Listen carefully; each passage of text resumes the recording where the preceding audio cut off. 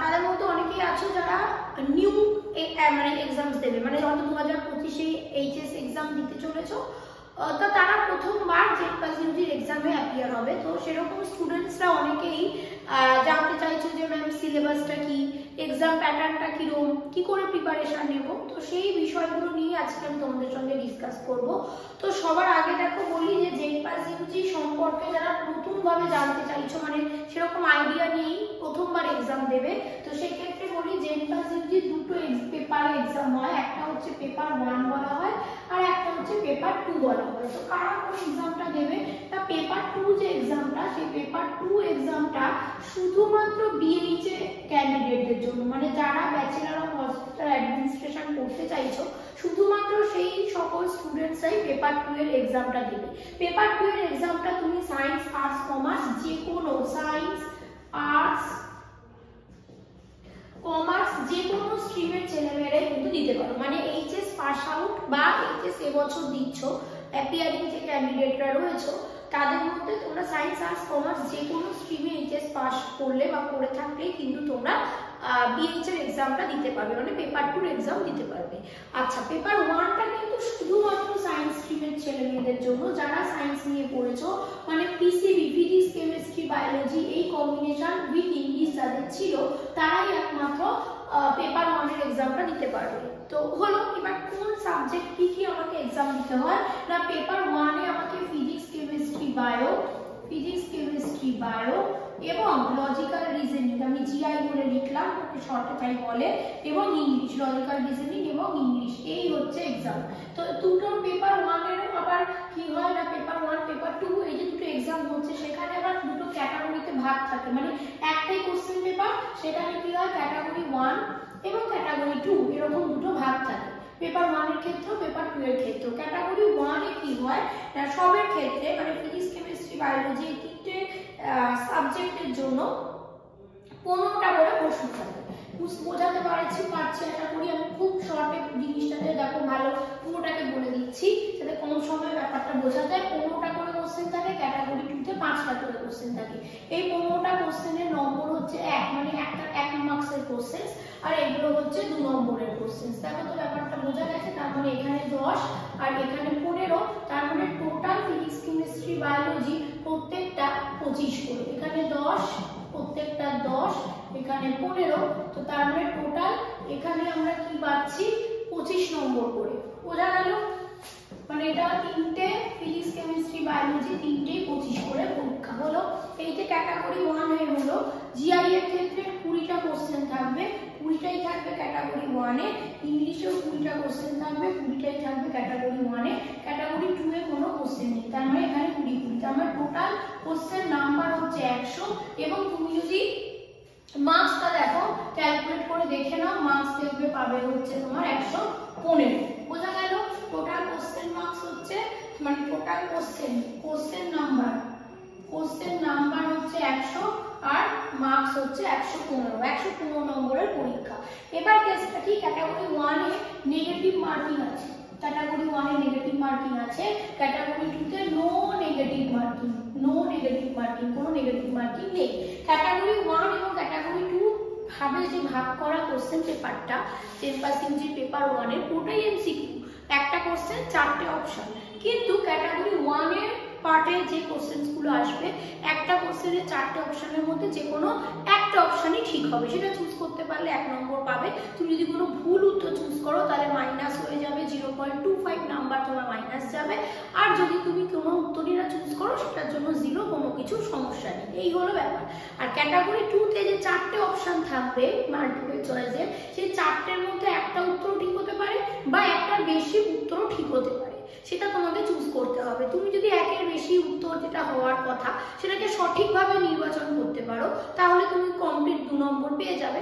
এবার ধরো 3টে উত্তর ঠিক হওয়ার কথা, তুমি সেটা 3টে উত্তর চুজ করতে পারলে না ঠিকঠাক, তুমি দুটোকে ঠিকভাবে সঠিকভাবে নির্বাচন করতে পেরেছো, তো তাহলে তুমি যে দুটো উত্তরকে ঠিক নির্বাচন করতে পেরেছো তার জন্য কিন্তু পার্শিয়াল কারেক্ট নাম্বার তুমি তার জন্য পাবে। কিন্তু এখানে ধরো 3টে উত্তর হতো, তুমি 3টে উত্তরই নির্বাচন করেছো, কিন্তু সেই 3টের মধ্যে দুটো ঠিক নির্বাচন করেছো আর একটা উত্তর যেটা ওর সঠিক উত্তর নয় সেটাকে তুমি নির্বাচন করে ফেলেছো, সেক্ষেত্রে তুমি যে দুটো উত্তর ঠিক নির্বাচন করেছিলে সেটার মার্কসও কিন্তু তুমি পাবে না। সেক্ষেত্রে ওখানে নেগেটিভ নেই যেহেতু, তাই কোনো নাম্বার কমবে না, কিন্তু ওটার জন্য তুমি কোনো মার্কস পাবে না, 0 হয়ে যাবে।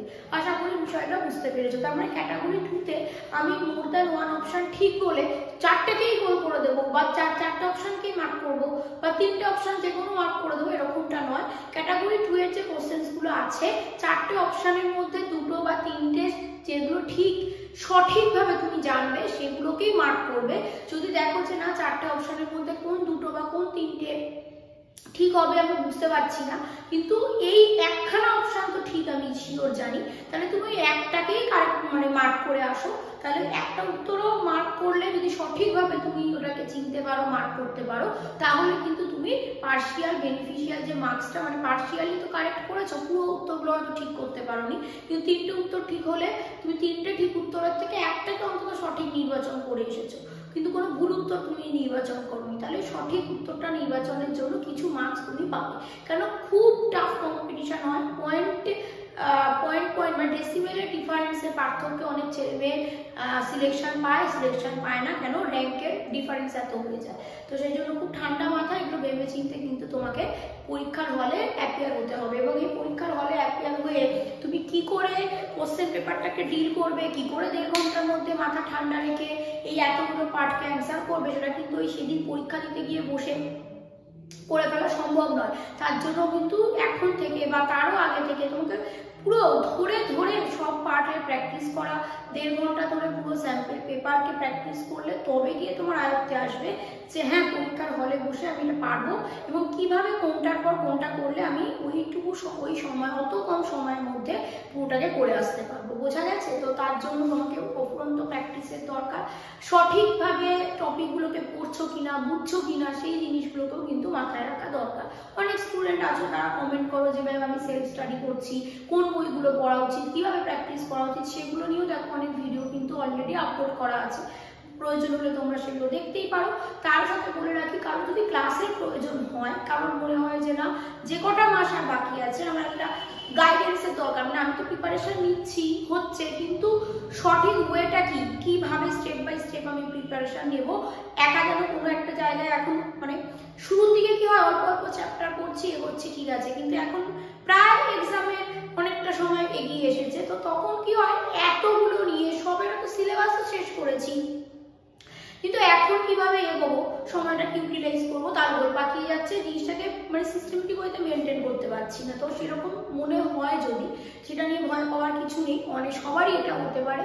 তোমাদের যদি প্রয়োজন হয় যে আমার গাইডেন্স দরকার, ক্লাস দরকার, প্রিপারেশনের মক টেস্ট প্রচুর দরকার, এবং রিভিশন মেথডটা যাতে প্রপারলি পরপর রিভিশন হয় সেটা আমার একটু দরকার আছে, তো তাহলে তোমরা কিন্তু ক্লাস জয়েন করতে পারো। অ্যাচিভার স্টাডি সেন্টার অ্যাপটাকে ইনস্টল করতে পারো, এবং অ্যাপের লিঙ্ক ভিডিও ডেসক্রিপশনে পাবে, বা তোমরা নর্মাল প্লে স্টোরে গিয়ে যদি অ্যাচিভার স্টাডি সেন্টার বলে সার্চ করো তো ইনস্টল করে নিতে পারবে। ইনস্টল করলেই দেখবে কোর্স শো করবে, জেমপাস ইউজি কোর্স শো করবে, এবং সেখান থেকে তুমি কিন্তু প্রয়োজন হলে ক্লাস জয়েন করে নিতে পারো, অ্যাডমিশন নিয়ে নিতে পারো। অ্যাডমিশন নিলে পরে যে অ্যাডমিশন ফিসটা রয়েছে সেটা সাবমিট করলেই তুমি অটোমেটিক ক্লাসে জয়েন হয়ে যাবে, এবং সেখানে জেমপাস ইউজি পেপার 1 এর যে সাবজেক্টসগুলো তুমি পাচ্ছ, physics, chemistry, biology, logical reasoning, English, প্রত্যেকটা সাবজেক্টের details discussion class, doubt clearing class, mock test, practice session সব কিছু ইনক্লুড করা আছে।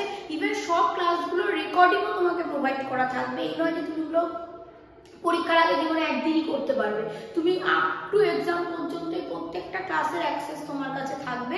যে কোনটা ভুলে গেছি সেদিন টিচার কোনটা ভাবে কোন ট্রিক্সে লজিক্যাল রিজনিং এর এই চ্যাপ্টারটাকে অ্যাপ্লাই করতে বলেছিল সেটা হঠাৎ খেয়াল করছে না, বায়োলজির এগুলো কোশ্চেন্সগুলো সলভ করিয়েছিল টিচার, কিন্তু এই মুহূর্তে ভুলে গেছি, আরেকবার রিভিশনের দরকার ছিল, ফিজিক্সের কোনো কনসেপ্টের দরকার, কেমিস্ট্রির কোনো কনসেপ্টের দরকার, সব কিছুই তোমার কাছে যে ক্লাসগুলো হয়ে যাচ্ছে, মক টেস্ট হয়ে যাচ্ছে, সব কিছু রেকর্ডিং ভার্সনে তোমার কাছে থেকে গেল এক্সাম পর্যন্ত তুমি ওগুলোকে যতবার দরকার ইউজ করতে পারবে, মানে দেখতে পারবে, ওগুলো ইউজ করে পড়তে পারবে, অ্যাক্সেস করতে পারবে। হবে, বোঝা গেছে?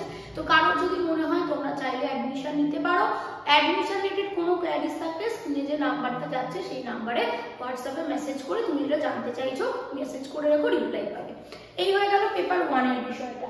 এবার যদি আমি আসি পেপার 2 তে, সেম ভাবে পেপার 2 এর প্রিপারেশন কোর্সও কিন্তু চলছে, সেম অ্যাপে সেম প্রসেস, যা যা সাবজেক্ট সবের ডিটেলস ক্লাস চলছে। যদি কারো পেপার 2 প্রিপারেশন নেওয়ার টার্গেট থাকে তো তারা কিন্তু সেটার জন্য তুমি জয়েন করতে পারো। তার সাথে আরেকবার বুঝিয়ে রাখি যে পেপার 2 তে আমাকে কি কি টপিক পড়তে হচ্ছে বা কি কি সাবজেক্ট আমাকে এক্সাম দিতে হচ্ছে। সেখানে দেখো পেপার 2 যেহেতু বললাম যে ওখানে তো আর্টস গ্রুপের সায়েন্স গ্রুপের সবের ছেলেমেয়েরাই রয়েছে, তো তাই জন্য ওর মানে কি বলা যেতে পারে তোমার টপিক গুলো সেরকম মানে এটা 10th লেভেল বলতে পারো, 10th লেভেল কোশ্চেন্স। আর এটা তুমি টপিক দেখে বুঝতে পারছো সেটা 12th লেভেলের এক্সাম, এটা 10th লেভেলের এক্সাম।